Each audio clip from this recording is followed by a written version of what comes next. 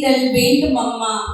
ஆம், வீரமங்கை வேலு நாச்சியார் முதல் கல்பனா சாவ்லா வரை மண்ணிலும் விண்ணிலும் சரித்திரம் படைக்க போகும் பாரதி கண்ட புதுமை பெண்களே, நம்மவர்களே, முதற்கண் வணக்கத்தை உலமகள தெரிவித்து எங்கேயும் தேடி சுட்டது அல்லாமல் வாசித்த என் மனதில் பட்டதை கவி படித்து கூற விழுகிறேன்.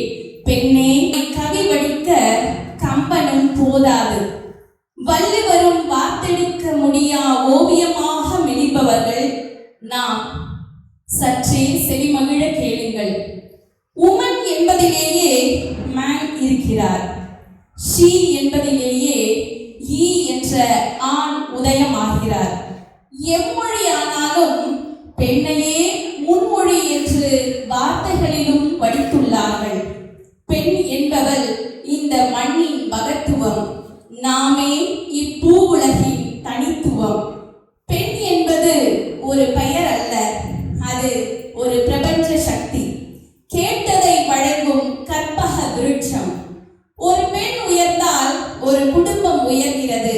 ஒரு பெண் ஆசிரியர் உயர்ந்தால் ஒரு தலைமுறையே உயர்கிறது. பெண்கள் தான் பலம், பெண்கள் தான் சமூகத்தின் முன்னேற்றம். பெண்கள் என்றாலே பெருமை.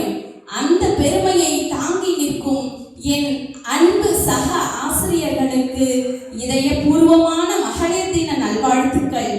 என்றும் மிளிர்வோம், எங்கும் ஒளிர்வோம் என்று மனதில் பட்டதை வடித்து, பெண்ணே நீ மிளிர்வாய் என்று வாய்ப்படித்து செவிமடித்த அன்பு சார்ந்த ஆண் கணக்காயர்களுக்கும் நன்றி கூறி இடம் சாருகிறேன்.